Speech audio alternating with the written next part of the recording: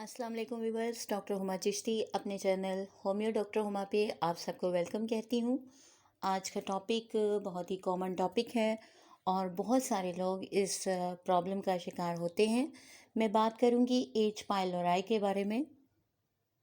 H pylori या Helicobacter pylori एक bacteria है जो स्टमक और स्मॉल बावल्स को या इंटेस्टाइन्स कह लीजिए, इनको इन्फेक्ट करता है और इसकी वजह से कॉमनली पेप्टिक अल्सर हो जाया करता है। इसके अलावा एच पाइलोराई स्टमक कैंसर और गैस्ट्राइटिस की वजह भी बन जाता है। हमारे स्टमक पर एक्चुअली एक म्यूकस लाइनिंग होती है, हम म्यूकस लेयर कहते हैं इसको, जो मैदे के एसिड से स्टमक को या मैदे को महफूज रखती है और एच पाइलोरी इसको अटैक करता है। ये इसी लाइनिंग को ख़त्म कर देता है और ये फिर या तो अल्सर कॉज करता है या फिर पेप्टिक अल्सर हो जाता है या गैस्ट्राइटिस हो जाता है या कैंसरियस फॉर्मेशंस होने लगती हैं। डिटेल में जाने से पहले आपसे रिक्वेस्ट करती चलूँ, चैनल को सब्सक्राइब कर दीजिए, लाइक करना ना भूलिए और शेयर ज़रूर कीजिए। कमेंट सेक्शन में अपनी राय का इजहार भी कीजिए। अब बात करते हैं इसकी सिम्टम्स के हवाले से। एच पाइलोराई का जो पेशेंट होता है उसे डल बर्निंग पेन्स होती रहती हैं, यानी अपर बेली एरिया में पेट के ऊपर वाले हिस्से में बर्निंग यानी जलन वाली और हल्की हल्की सी दर्द होती रहती है। ये पेन या तो खाली पेट ज़्यादा होती है जब पेशेंट एम्प्टी होता है या रात के वक्त ज़्यादा हो जाया करती है।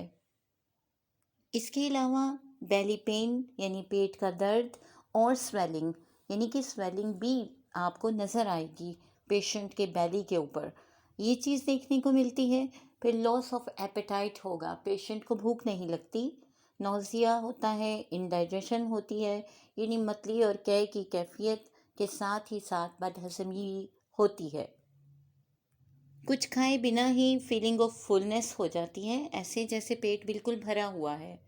कुछ कॉम्प्लिकेशंस भी होती हैं एच पाइलोराई के साथ और वो ऐसा होता है कि जब ये कॉम्प्लिकेशंस पैदा होती हैं तो पेशेंट को इंटरनल ब्लीडिंग होने लगती है।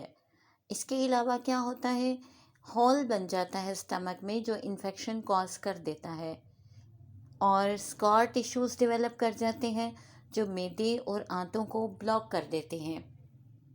मैं चंद एक वार्निंग साइंस के हवाले से बताऊंगी कि जब आप वो देखें तो ज़रूर अपना ट्रीटमेंट करवाइए, बिकॉज़ ये थ्रेटनिंग हो सकता है। सबसे पहली बात, सीवियर किस्म की स्टमक पेन यानी आपके मैदे में शदीद किस्म की अगर दर्द है तो उसको इग्नोर नहीं करें, अपने डॉक्टर से रुजू करें। सेकेंडली, अगर ब्लैक और टारी किस्म के स्टूल्स आ रहे हैं यानी ब्लैक कलर के स्टूल्स, तो फिर ये भी थ्रेटनिंग हो सकता है और ये भी हो सकता है कि स्टूल्स के साथ ब्राइट रेड कलर का ब्लड आ रहा हो या वॉमिटिंग में ब्लड आने लगे।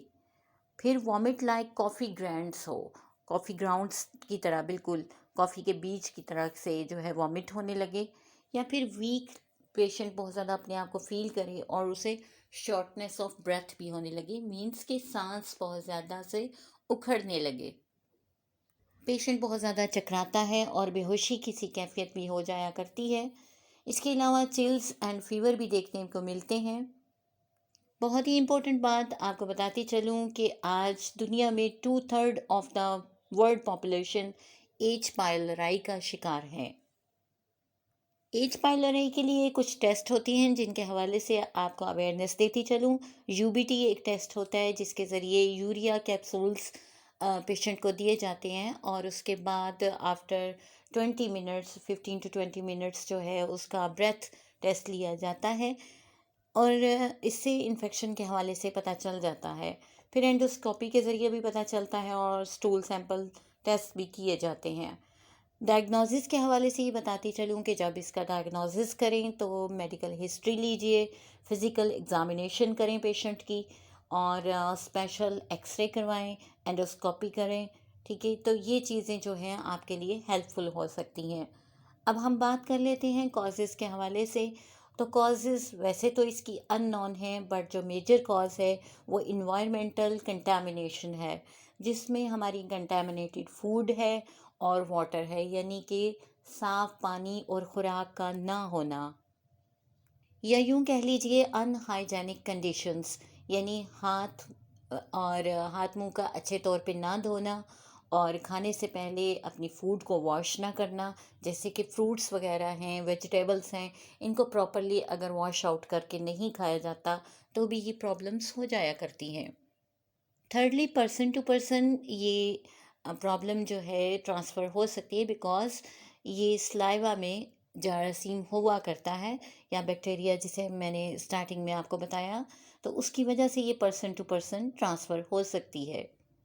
अब बात करेंगे हम ट्रीटमेंट के हवाले से, लेकिन ट्रीटमेंट के हवाले से बात करने से पहले कुछ आपको प्रिकॉशंस बताती चलूँ कि ऐसे पेशेंट्स जो कि एच पाइलोराई का शिकार हो, या उनको गैस्ट्रिक अल्सर हो, या स्टमक रिलेटेड कोई भी प्रॉब्लम हो, तो कोशिश करें कि वो स्पाइसी फूड और बहुत ज़्यादा स्कील किस्म की खुराक से परहेज़ करें। इसके अलावा चाय और कॉफ़ी का इस्तेमाल भी कम करें।